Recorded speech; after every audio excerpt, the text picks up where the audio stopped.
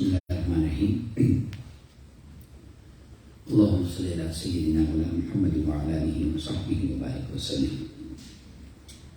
الحمدللہ تعالی، اللہ رب العزت کا جتنا مشہور ادا کر کم ہے، جس کی توفیق خاص سے آج کی شب سے آخری مبارک عشرے کا آغاز ہو چکا ہے، رمضان مبارک۔ اور خاص طور پر آج کی رات جو ہے وہ ممکنہ لیلۃ القدر ہے، افتتاح رات ہے۔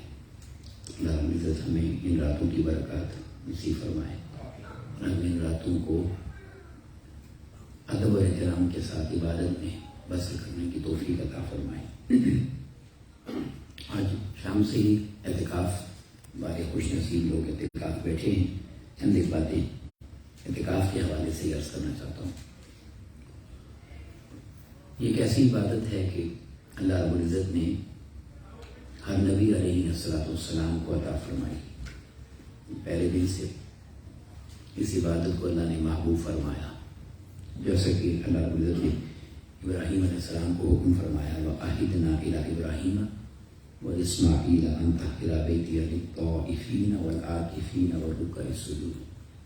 جب انہوں نے کعبۃ اللہ کی تعمیر فرمائی تو اللہ رب العزت نے حکم فرمایا کہ اس گھر کو صاف کریے اور صاف رکھیے اور خوب صاف ستھرا کر دیں، طواف والوں کے لیے، اعتکاف والوں کے لیے اور رکوع اور سجود کرنے والوں کے لیے۔ تو اعتکاف کا ذکر اللہ رب العزت نے ان کے لیے فرمایا۔ موسیٰ علیہ السلام بھی جب کوئی دور پر ملاقات کے لیے تشریف لے گئے تو وہ بھی 40 دن کا اعتکاف اللہ رب العزت نے ان سے کروایا۔ تو انبیاء کرام کی تاریخ میں اعتکاف کی یعنی ساری تاریخ بھی ملتی ہے اور اس کے شواہد بھی ملتے ہیں۔ یہ اللہ رب العزت کی محبوب ترین عبادت ہے۔ اعتکاف کا مطلب ہوتا ہے اپنے آپ کو، میں سدا مطلب آپ کو سمجھانا چاہتا ہوں۔ مطلب اس کا بنیادی ہے روک لینا، رک جانا، مگر اس کا خاص مطلب یہ ہے کہ دنیا کے ہر کام سے اللہ کی عبادت کے لیے رک جانا، یعنی ہر چیز کو چھوڑ دینا اور اللہ کی عبادت کے لیے اپنے آپ کو کسی جگہ پر لے آنا۔ اب اعتکاف 3 طرح کا ہوتا ہے۔ ایک اعتکاف واجب ہے۔ اعتکاف واجب وہ ہوتا ہے جس کی انسان منت مانتا ہے کہ میں منت مانتا ہوں میرا کام ہو جائے تو میں اتنے دن کا اعتکاف کروں گا۔ اس اعتکاف میں روزہ رکھنا بھی ضروری ہوتا ہے۔ جو آپ منت مانتے ہیں واجب اعتکاف ہوتا ہے۔ اور آقا صلی اللہ علیہ وسلم سے حضرت ابن عمر روایت کرتے ہیں کہ ان عمر رضی اللہ تعالیٰ سأل نبی صلی اللہ علیہ وسلم، حضرت سیدنا فاروق اعظم رضی اللہ تعالیٰ نے آقا صلی اللہ علیہ وسلم سے سوال پوچھا، کنت نذرت فی الجاہلیہ ان اعتکف لیلۃ فی المسجد الحرام۔ میں نے زمانہ جاہلیت میں نے یہ نظر مانی تھی، اسلام سے بھی قبل، کہ میں مسجد حرام میں ایک رات کا اعتکاف کروں گا، تو میرے لیے کیا حکم ہے؟ آقا صلی اللہ علیہ وسلم سے میں پوچھا، قال، تو آقا صلی اللہ علیہ وسلم نے فرمایا، فَأَوْفِي بِنَذْرِكَ، تمہارے لیے ضروری ہے کہ اپنی نظر اور منت کو پورا کرو۔ تو یہ وہ ہوتا ہے جس کا آپ یہ نظر مان لیتے ہیں، منت مان لیتے ہیں، دعا مانگتے ہیں، میرا یہ کام ہو جائے تو میں اتنے دن کا اعتکاف کروں گا۔ یہ اعتکاف واجب ہے، اس میں بھی روزہ رکھ کے اعتکاف بیٹھا جاتا ہے۔ اور یہ بات ذہن میں رکھیں، اعتکاف کوئی بھی ہو، مردوں کے لیے مسجد میں ہے، خواتین کے لیے گھر میں ہے۔ پھر اس کے بعد دوسرا اعتکاف ہے جو سنت اعتکاف ہے، اور وہ آقا صلی اللہ علیہ وسلم کا محبوب ترین اعتکاف ہے۔ اور آقا صلی اللہ علیہ وسلم نے اپنی حیات طیبہ میں اس اعتکاف کو رمضان کے آخری عشرے میں جاری رکھا۔ ام المؤمنین عائشہ صدیقہ رضی اللہ عنہا روایت کرتی ہیں، کان یعتکف العشر، النبی صلی اللہ علیہ وسلم وہ اعتکاف کیا کرتے تھے الاواخر من رمضان کے آخری عشرے میں اعتکاف کرتے تھے، حتیٰ توفاہ اللہ، یہاں تک کہ آپ کا ظاہری وصال مبارک ہو گیا۔ ثم اعتکف ازواجہ من بعدہ، اس کے بعد آقا صلی اللہ علیہ وسلم کی ازواج اعتکاف کیا کرتی تھی۔ صحابہ تو کرتے ہی تھے، مگر چونکہ وہ زوجہ ہیں تو انہوں نے ازواج کی بات کی، تو اعتکاف کیا کرتے تھے۔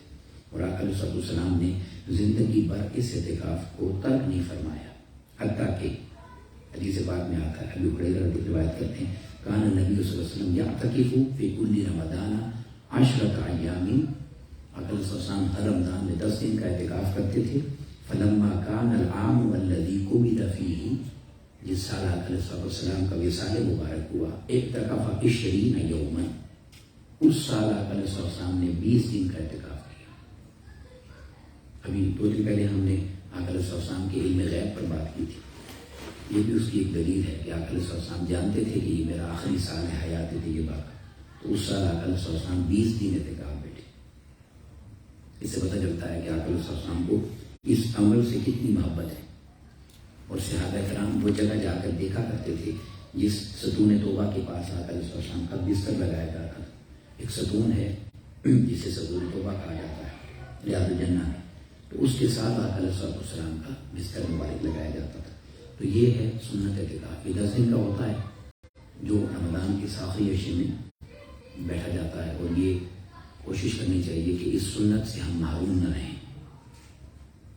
کوشش کرنی چاہیے کہ زندگی میں کم از کم ایک بار یہ سنت ضرور ادا ہو جائے۔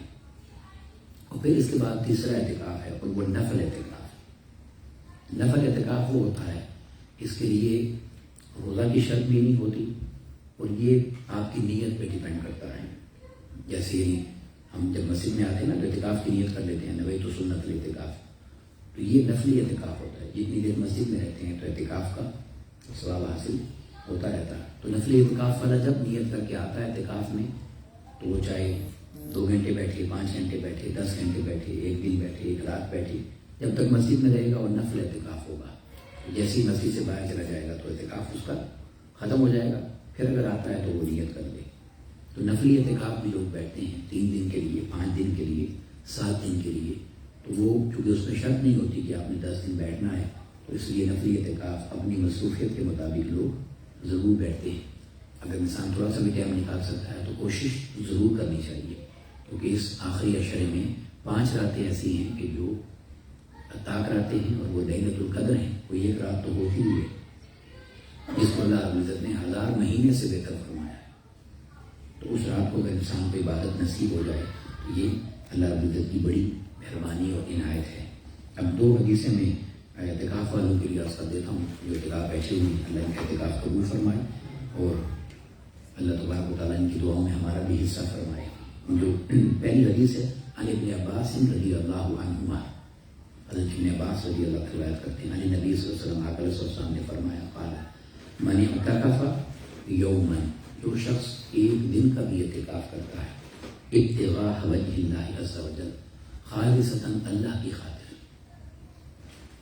اللہ کی رضا کی خاطر، تو اللہ اس کو اجر کیا دیتا ہے؟ فرمایا جعلہ اللہ بینہ و بین النار، اس کی اور دوزخ کے درمیان بنا دیا جاتا ہے 3 خنادق، 3 خندق کے برابر فاصلہ کر دیا جاتا ہے، 3 خندق کے برابر اس کے اور دوزخ کے درمیان فاصلہ قائم ہو جاتا ہے۔ اور فرمایا کل خندقین، اور ہر خندق جو ہے وہ 3 جو ہیں اس میں سے ایک کیا ہے؟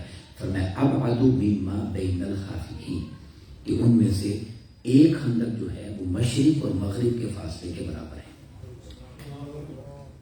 مشرق ایک سائڈ اور مغرب دوسری سائڈ، پوری دنیا کے 2 کارنر ہیں، تو ایک خندق اتنی ہے، اس کو 3 سے آپ ضرب دے دیں 3 بار، تو 1 دن کا اعتکاف جو ہے وہ انسان کو دوزخ سے اتنا دور لے جاتا ہے۔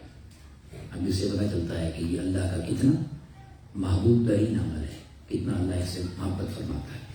اور دوسری حدیث پاک عن علی بن حسین، یہ جو علی ہیں یہ حضرت امام زین العابدین، ان کا نام علی تھا، علی بن حسین امام حسین کے بیٹے امام زین العابدین، آپ روایت کرتے ہیں عن ابی، اپنے والد امام حسین سے، قال رسول اللہ صلی اللہ علیہ وسلم، آقا علیہ السلام نے ارشاد فرمایا، من اعتکف 10 فی رمضان، جو رمضان میں 10 دن کا اعتکاف کرتا ہے، کان کحجتین و عمرتین، اللہ رب العزت اس کو 2 حج اور 2 عمرے کے برابر ثواب عطا کرتا ہے۔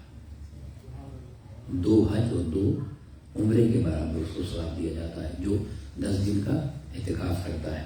تو یہ یعنی خوش نصیبی ہم لوگوں کے لیے کہ جو یہ سعادت ہیں اور یہ برکتیں حاصل کرتے ہیں، اللہ رب العزت ہمیں بھی ان کو حاصل کرنے کی توفیق عطا فرمائے۔ اور آپ سے میری گزارش یہ ہے کہ یہ چونکہ آخری عشرہ شروع ہو چکا ہے، اب یہ اگلے سال کا رمضان جو ہے اس کے لیے کسی کے پاس بھی کوئی ضمانت نہیں ہے، تو جو سستی غفلت 20 دنوں میں ہوئی ہے اس سے درگزر کر کے زیادہ سے زیادہ مسجد کو وقت دیں اور مسجد میں نماز باجماعت پڑھنے کی کوشش کریں۔ ایک راستہ میں آپ کو بتا دیتا ہوں، اللہ مجھے بھی اور آپ کو بھی عمل کی توفیق عطا کرے۔ آقا صلی اللہ علیہ وسلم نے فرمایا جو نماز عشاء باجماعت ادا کرتا ہے اور پھر نماز فجر باجماعت ادا کرتا ہے تو دونوں میں اس کو آدھی آدھی رات عبادت کا ثواب دیا جاتا ہے۔ تو نماز عشاء اور نماز فجر اگر باجماعت ادا کر لیں تو پوری رات عبادت کا ثواب ملتا ہے۔ تو کم از کم ان 10 دنوں میں کوشش کریں کہ عشاء کے لیے آتے ہیں تو کوشش کریں کہ فجر کی نماز بھی باجماعت ادا کریں تاکہ یہ اجر بھی ہمیں نصیب ہو جائے۔ اللہ رب العزت اس ماہ رمضان کو ہم سے راضی فرمائے اور اس کی شفاعت ہمارے حق میں قبول فرمائے، اور اللہ رب العزت ہمیں اس ماہ مقدس کا ادب اور احترام عطا فرمائے۔ وما علینا الا البلاغ المبین۔ السلام علیکم ورحمۃ اللہ وبرکاتہ۔